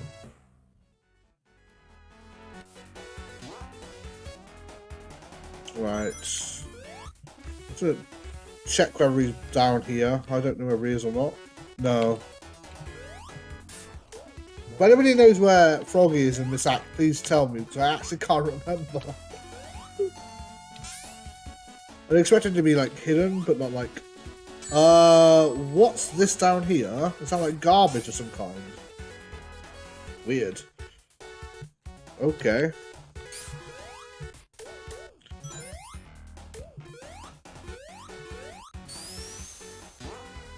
Some sort of strange sprite issue there. Is it still there down here now? Have a quick look. It's gone now. I'm not too sure what caused that. Okay.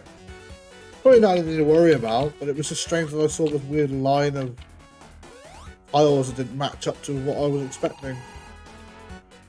Okay.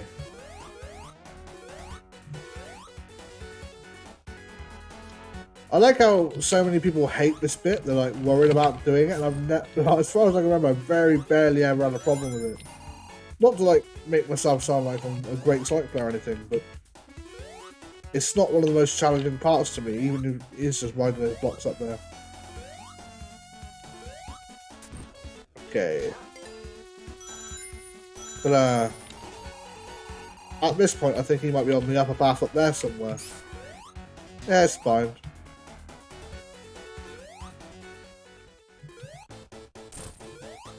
Just throw the lure at him. Get hit and die. That was not on the agenda, but it happened. Oh, that went well, didn't it? Right, let's try this again. Okay.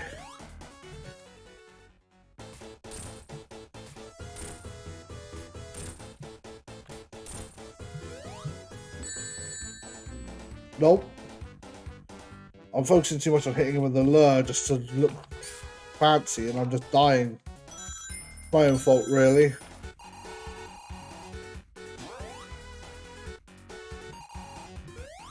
I don't know if you could probably butt bounce him like... Okay, I completely missed timing on that. Oh, this is go. If I die one more time, then that's it. That's probably going to be me finish playing this because, yeah, I'm not going to force myself to continue.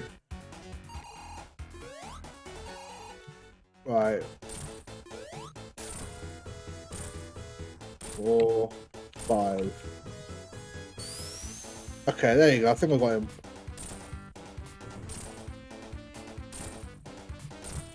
Oh, there you go. There you go. Oh, not too bad that time, actually. Ooh, that's a lucky jump as well.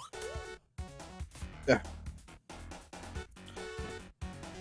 So that's me finished with Sonic 2 Pink Edition. It's quite fun. Big plays rather well, and yeah, I do like the changes for difficulties as well. I think it's pretty good. So yeah, I think I'll play like one more, and I think I'm going to be done for the day because, like I said, it was just a small, spontaneous stream just to play a few things. So if there's anybody who's got any preference for the last thing I'm going to play, please let me know. I'm probably going to play it for the next like 15, 20 minutes, and I think I'm going to call it a day. But it's been fun. It's been, you know, it's been different, and I've had a lot of fun playing these things again. So yeah, last call, like I said, for any other suggestions before otherwise I'll pick one myself and just we'll go through. Play it. I'm not playing Air Eevee in Sonic 1, by the way, because there's nothing. The thing is with that, there's nothing there. It's just no, I'm not playing it. Like I said, there's nothing there. I don't want to play as Eevee in Sonic 1. There's that and Silver Sonic the Revenge are not going to be played because they're not. Oh, yeah. I'm not going to get into that, but I don't particularly enjoy both of them. That's all I'm going to say. To be fair, let's play. I'm going to play. Yeah, we'll just sort of go back to how we started. I'm going to play Sonic 1 Anniversary Edition, not Sonic 2 Anniversary Edition, Sonic 1 Anniversary Edition. There's a lot of the changes in here in this options menu, but they're not options in the broadest sense. It's mostly enable, disable things. This can obviously show up another difficulty. So difficulty settings here for easy, original, and hard. I'll put this on hard too, and I'll play probably as Knuckles because it'll be something slightly different. The rest of these things I'm just going to leave by default because there's no point in changing any of them, I don't think. Oh, that's one thing you can do actually. I know somebody told me this. I don't know if any of you guys know this. If I set the country to Japan and then reset it,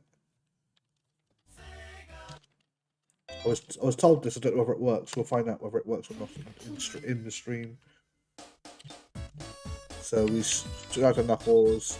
Vocal Eggman is on. So what should happen is Eggman should have his Japanese voice. I've been told. So we'll find out.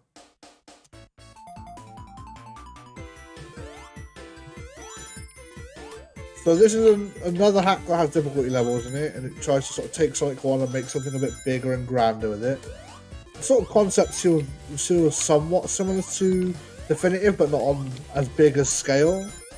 I like some of the things it does here, like the way it approaches difficulty is quite different. I like the extra trees, although I think they're sprites because obviously you have the same problems as before, whereby too much stuff on screen, it's a bit messy. Well, that was just unfortunate. But yeah, it's quite enjoyable. So grab that speed up down there. The one thing that I find a little bit distracting in this is actually some of the overly loud and aggressive drums in some of the remixes. I think they could be toned down just a little, because they are a little bit loud and a little bit, I think, intrusive. Like you try to listen to the track and you just get like a really loud crash cymbal or something in your ear, and it's quite, it sort of takes you out of the mood for it just for that split second when it happens. Again, you have unique palettes perhaps. Oh, that was not intentional, but I'll take it. The background, I think, has taken some cues from Sonic Mania. That seems to be part of the course these days, to remix your Sonic 1 using stuff from Mania. No problem with that at all, though. I think it makes perfect sense given the concept. You know, especially if that's what you're working for, trying to make it a new version of something that already exists.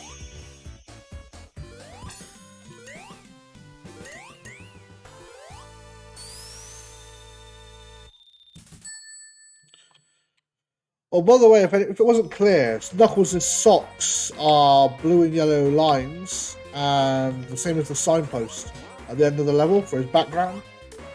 If you play this on an emulator where you have, like, obviously blur to blur the colours, or like an RF output, it will look somewhat green. It's rather cleverly done. I think it was sort of shown off in stream, not in stream, but on Discord in the week, and I thought it was pretty cool effect because I hadn't realised it would actually work that way. Yeah, it's a really nice little thing, a little touch to sort of simulate the colour green without there actually being the colour green available.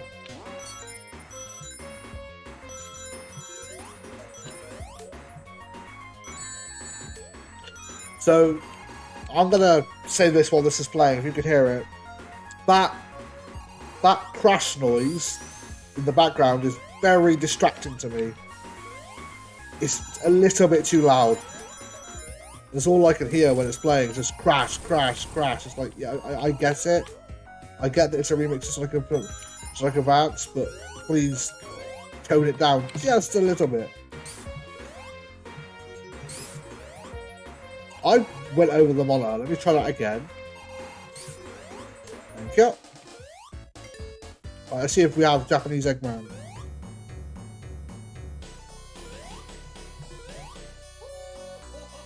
Yep, we do. I quite like that. That is a very nice little touch, that.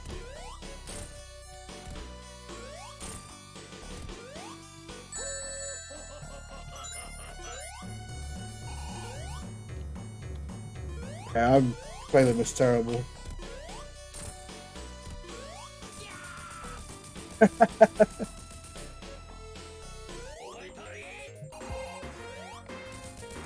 Yeah, you're right, the snare Sonic 1 beta. Yes. There's a lot of people who like the deeper sounding percussion and drum set from Prototype. And I can understand the liking of it, but you shouldn't reuse it. I feel like you shouldn't overdo it if you're going to be implementing that.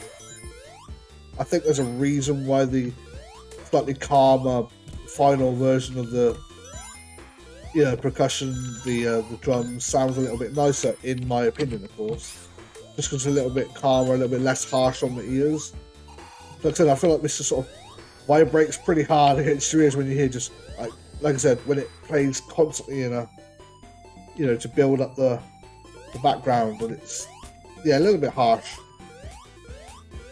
Well, obviously I'm wearing headphones to hear the music, so I hear it directly in my ear, just like, especially if it's a crash symbol, like crash, crash, crash. I'm like, that's quite painful.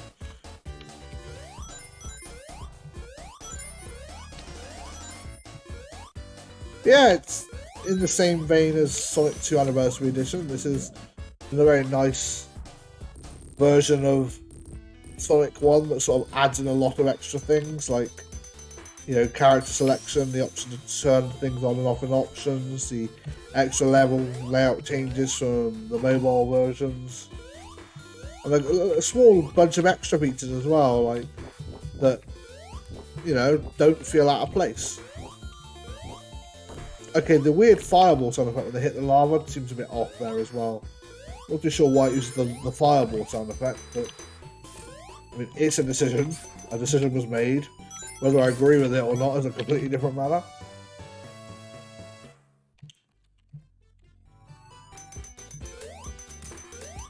I do like the reshaded spikes, I think they look much better.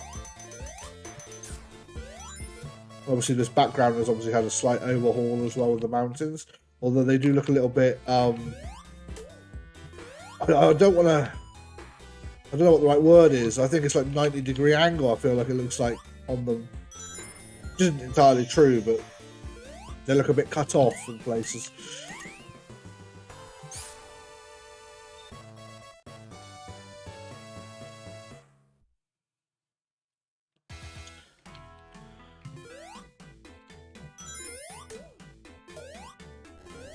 So this is quite nice. The use of that main twang in the backing beat. I swear is in another main Sonic track somewhere, and I can't think where. I want to say like Marble Garden or something, but I'm not entirely sure if that's right.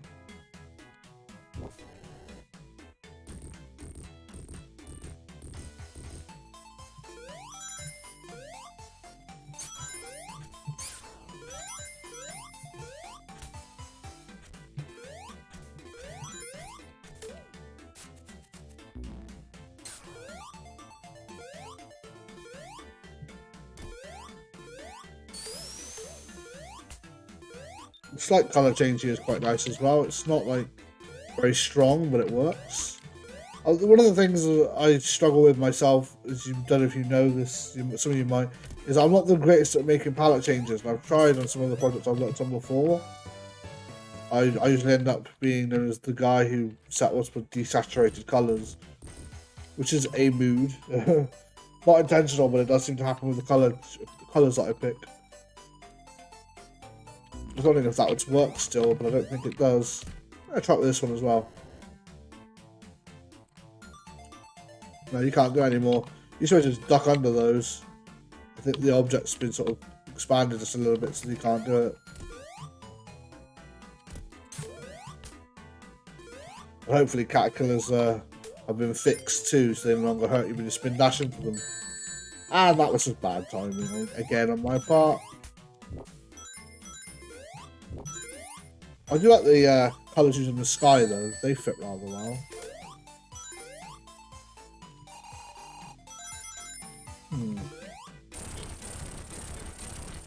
See if we can combo all these.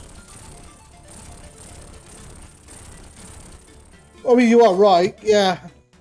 These saturated colours are better than loud colours, but I seem to settle very simple, slight variations of the same sort of colour. So have like a grey with a slight hint of blue, a grey with a slight hint of red, a grey with a slight hint of green.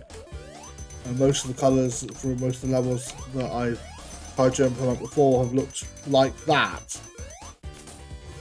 The thing that I think that works rather well for the Sonic series is most of the time it's like that, but there's also like sometimes like a harsh colour is deliberately picked and then variants of that colour are then used.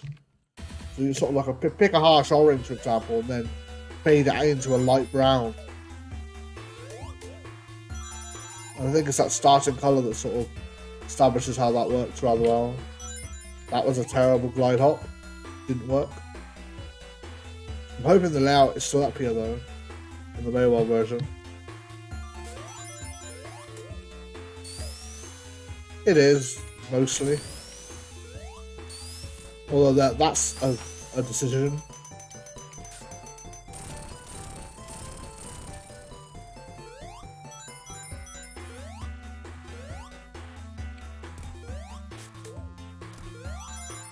funny, the changes as well that were made to the mobile version are very strange. Like, I know that they were obviously made probably by, you know, Stealth Taxman, whoever, you know, the people who worked on them. I didn't have a shield, but I got hurt there, but didn't take any damage. That was very odd, and the second time I did take damage. So I was just curious as to why I didn't take damage the first time. But yeah, the changes are sometimes for the better, sometimes for the worse, in my opinion. Because some of them don't, the level layout, yeah, extensions, changes, they don't feel quite right.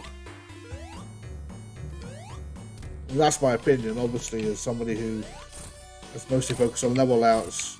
But yeah, it's definitely a decision was made, I think, for those, and some of them fit better than others. Yeah. Whatever you say, Japanese Robotnik.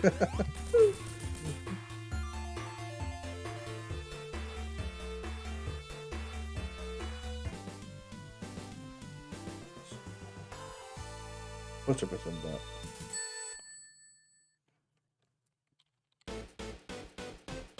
Yeah, Knuckles is out of place in Sonic 1. It's, you know, his climbing and gliding sort of, you know, are abilities that really don't work. You know, obviously the level layout for Sonic 1 doesn't really accommodate that sort of play style, so.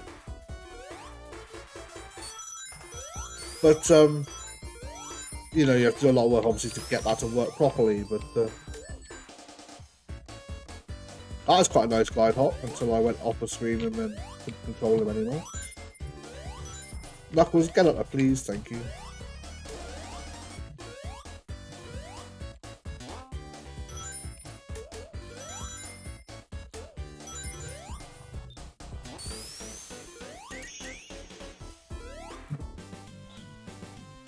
Hello, Spring Yard.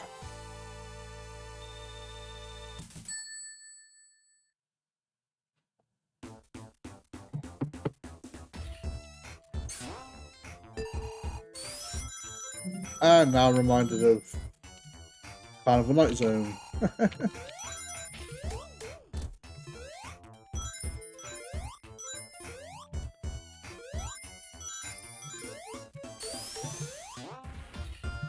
Oh, yeah, I did notice that in the other act. Those Let's Go signs have been used. I saw the artwork for those when I was editing Spring Yard a little while ago, and I was like, oh, the artwork's all there ready to go to be used by something, and yet it's all just sat there being just unused, which is interesting.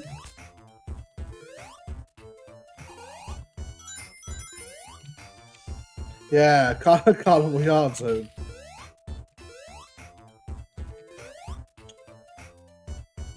Couple more bumpers, maybe even a slot machine somewhere, and there you go, you pretty much got everything there.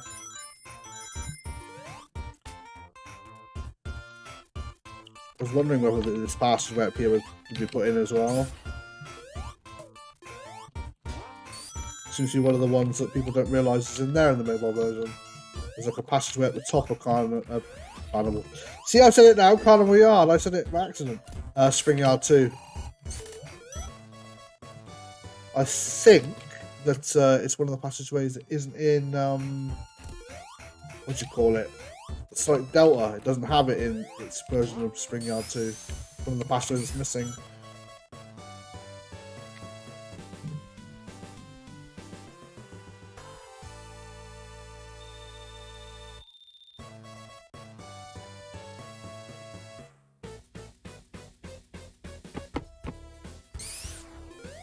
Hey, that's pretty cool. Like that.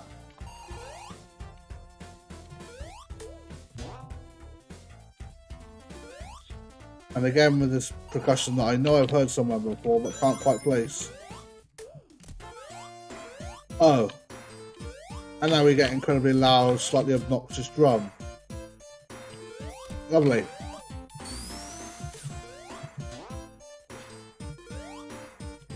Well, I could just climb the wall, it'd be quicker.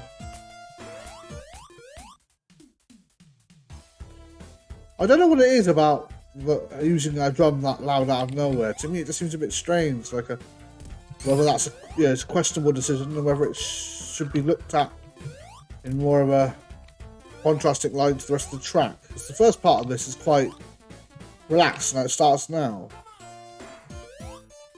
Yeah, that is just a bit distracting. Yeah, that random bass drum is just very like. It's like, oh, that's the thing, the decision that was made at some point then.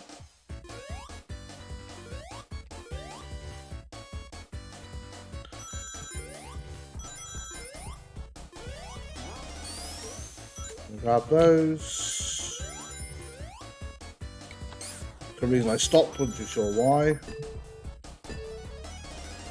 I'll grab the stuff up here if I can as well.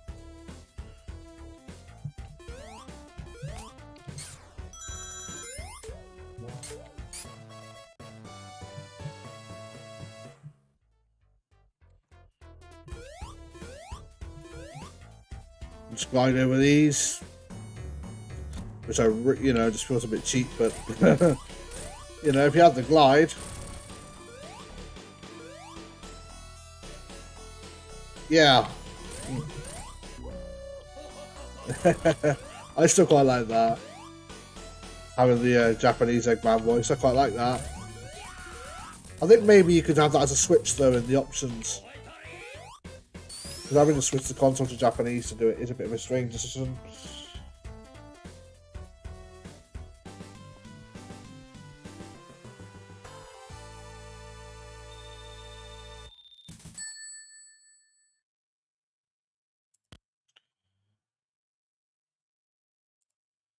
Okay, yeah, I think that'll do today. I think I've had enough now of playing these for now. So I'm gonna probably call the stream for the day. Thank you very much for people who did attend. It's been like an interesting experience. But yeah, I might do some more streams in the future actually, but I'm not too sure. Just see how it goes. But yeah, thank you again for watching, and yeah, I might see you again soon. But before I do sign off, I just want to say obviously the hacking contest has been interesting this year. There's been some ups and downs like as usual, but I've had a really good time sort of judging the entries, writing the evaluations, and then watching the streams as you do. And yeah, I think the deadline for obviously votes is tonight, I think. So if you haven't voted on entries, I'd recommend you do. Try and get those votes in if you haven't done so, but in the last minute. And obviously we'll have the results will be coming, I think, Monday morning. Obviously, I think Spanner can clarify on that. But yeah, you've seen a few of the ones that I've played and I've enjoyed. Obviously, I said if you haven't voted, you weren't sure, then I'd recommend you at least vote for something, even if it's just null vote, because that is actually incredibly helpful to us as judges as well to know whether you think that a category doesn't have any worthy entrants this year for that category. So that's worth considering too. So yeah, I'm gonna be off. Thank you very much for joining the stream, and I will catch you again soon. Okay, thank you. Bye, everyone.